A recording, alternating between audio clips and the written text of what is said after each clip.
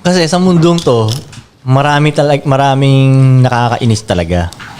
So ang game, wag mainis. Yep. 'Di ba? Yeah. Nung pinanganak ka nga, umiiyak ka na agad, nababad trip ka na eh. 'Di ba? Nung lumabas ka, 'di ba, bad trip ka na, umiiyak ka. Napalawid ka ba naman sa pet bigla eh? Papaluin ka agad sa pet. Ang lamig pa dun sa ospital, malamang, 'di ba? Tapos malamang ipapasok, may mga ilaw-ilaw pa dun. Iwawag ka ba? Nakabaliktad ka ba? Di ba nakabaliktad ka nun? Dami na agad shit eh. Bata ka pa lang, oh. So siguro yun yung game, kumbaga, sa nakakainis na mundong to, pagalingan wag mainis ah. Lonely sa top kasi, well, una, iniisip kasi ng mga tao, pag sinabing lonely, mag-isa ka. Hindi yun ang ibig sabihin ng lonely. Pwede nga marami kang kasama pero feeling lonely ka eh. Lonely kasi parang, kaya mo nararamdaman yun dahil feeling mo, walang makaintindi sa'yo.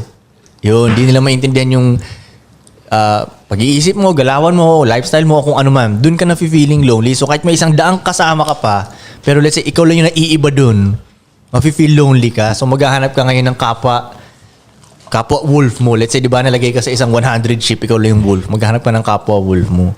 So sa taas, lonely doon. Pero hindi ibig sabihin sad dahil baka masaya rin doon sa taas eh. Dami.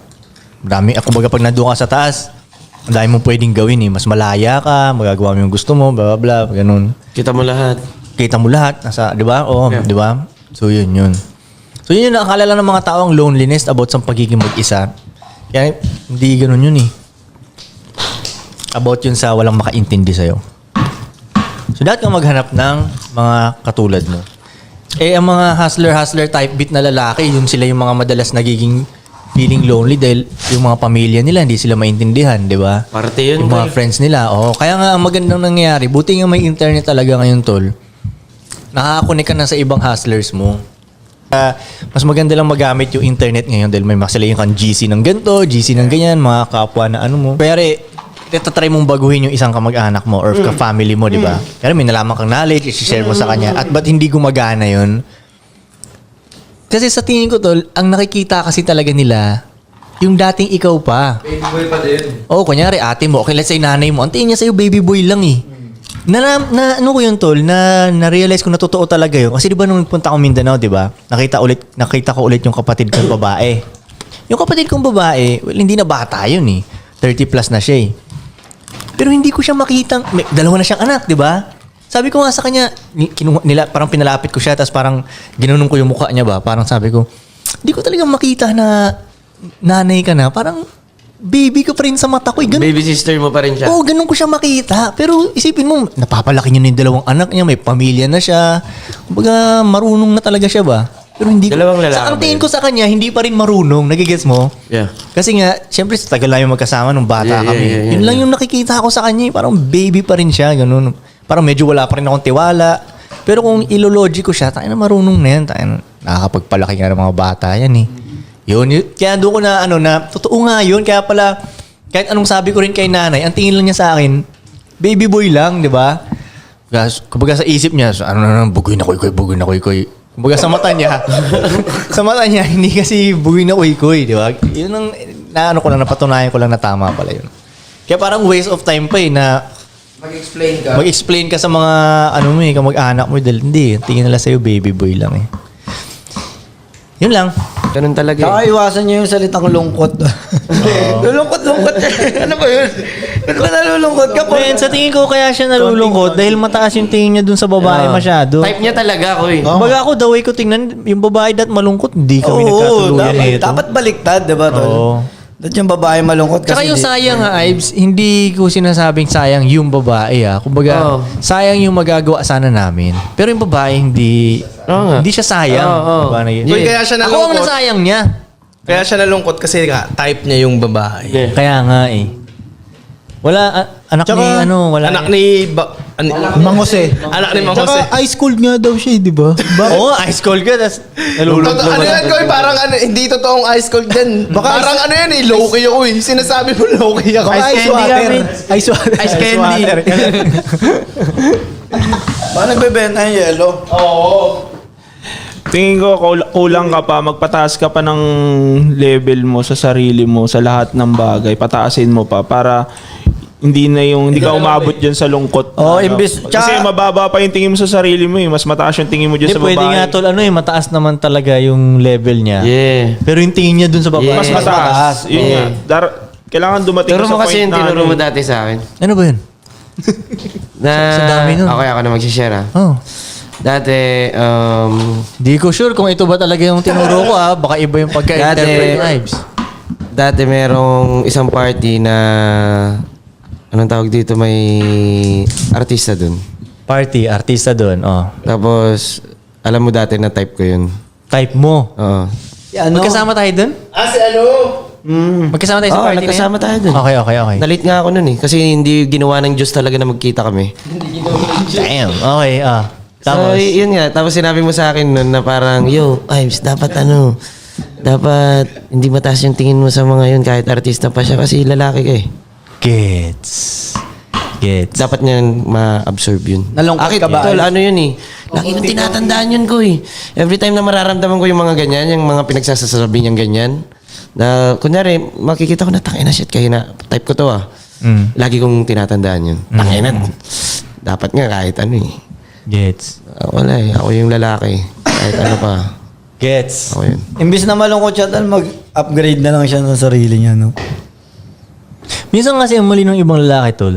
Lungkot. Naka-upgrade naman sila. Like, okay na mag-upgrade sila. Pero yung tingin nila sa sarili nila, mababa. Kahit na okay na nga yung ilang beses na nakakita na gano'n, mayaman siya, may supercar siya. Yeah. Pero yung tingin niya, Low energy. Oh, Hindi upgraded yung mindset nun, tol. ganun. Kumbaga, Yung physique niya lang, Oo. mga ganun lang, bulsa niya lang. Yeah. Pero importante yung utak, pare. Yes, sir. kumbaga naka-GTR siya. Tapos nahiya siyang kausapin yung, Yung lakad niya, ganyan yung siya. babaeng nagko-commute. Parang ganun, no? Tayo, ba't ka nahiya dyan? Ikaw itong naka-GTR. So, yun. Kahit nga mayaman din yung babae, kahit mas mayaman nga sa yung babae, tignan mo Yeah. na lang din kung ano yung maibibigay mo sa maibibigay niya sa'yo. Makikita mo talaga na Iba, wala ka no? dapat ikalungkot eh. Oo, tama. Malulungkot. Alam mo, tol, tsaka kunyari mayaman yung babae. Ibig sabihin, mayaman na ako. Di ba? Kaya kung gusto sa akin to, di mayaman na Oo, ako. mayaman na ako. Pero yun lang yung kaya mo ibigay. O ano yung mga kaya ko ibigay sa'yo? Mas kaya ka kitang payamanin kung tutusin. Oo nga. Pero ganun ko lang tignan yun. Kunyari yung babae may ano siya. Kunyari may Porsche yung babae. Kasi kagusto siya sa akin. Di may Porsche na ako. Ganun ko tignan yun ba? Ha? Yeah. Kaya ako matanda na yun. Madami. Isang hampas lang. Isang baksak lang. Next question. Dito, next question. Huwag kayong magbibitaw ng mga inside joke natin. Wala nakaka-relate. Nag-e-effort ka ba sa chick kapag may nakitang value o potential sa isang chick? No, sino yung mga nag-effort sa inyo? Ano, pakiulit. Ulit, G. Pag may nakita nga daw potential dun sa isang chick, nag-effort ka ba? Hanggang opener lang. Kasi, mate, Grabe ka bakit? naman Ba't sa hindi? Ba't ganun? Ako, Mate. gago hanggang opener. Effort yun Ano? Tayo na kinita mo nga yung isang babae kagabi. Effort yun. Oo nga. Well, hindi yun ang ibig sabihin. Yung effort Ayun na nga lang ang Baka effort iba ko kasi yung hanggang effort doon na ako. dating. Oh. hindi yung ganong, ano. Effort na ligaw? Hindi ligaw, pero alam mo yun, yung parang medyo... Kung depende sa effort. may pero konting tingin ko chase. nag-e-effort naman. Ha? Tingin ko nag-e-effort naman. Pero depende lang din talaga sa kanya-kanya nating ginagawa. Kung paano effort yung pinapakita. Hindi nga, huwag natin i-count yung effort na normal lang naman. Kasi mag-meet kayo.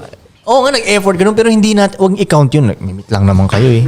Pero yung effort, Effort natin gets nyo na? Ah, Wala akong marinig sa'yo.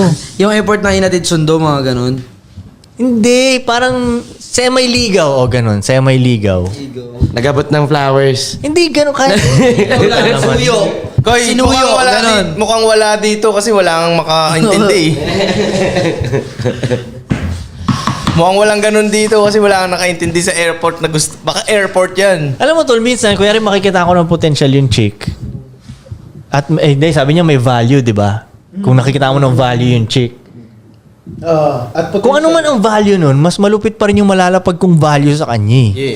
So para sa akin, mas siya ang mag-effort. Kasi mas matindi yung mabibigay kong value. Tingin ko naman nag-e-effort tayo pero hindi sa specific na Yun nga yung babae. sinasabi niya tol eh. Yun nga, kumbaga, in general, nag-effort tayo, pero hindi sa general. specific na tao. Kumbaga, ayun, pinapaganda natin lahat ng mundo natin para makita ng lahat. Hindi lang sa isa. Gets.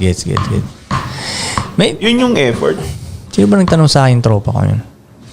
Parang tinanong niya na, pag makikipagkita ako sa chick, nanghihinahin siya sa oras niya. Kasi makikipagkita, 30 minutes kayo magkakasama, ganun. Parang siya nanghihinayang siya, parang ayaw niyang gawin yun.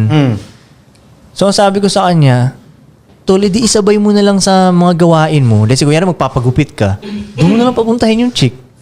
Diba? So, habang nagpapagupit ka, nandyan siya. O, para hindi... Parang, kasi para sa kanya, parang ayoko yung ganyan. Parang date na date. Magko-coffee kayo. Parang date na date ang dating. So, pang pwede mong gawin siguro, isabay mo lang, di ba? Kunyari, ikaw, pumunta ka ng Divisoria, magsasusuyod ka dun. Sabay mo na lang siya, di ba? O, habang sumusuyod ka. Uwi na. Yun na yung ano. Pero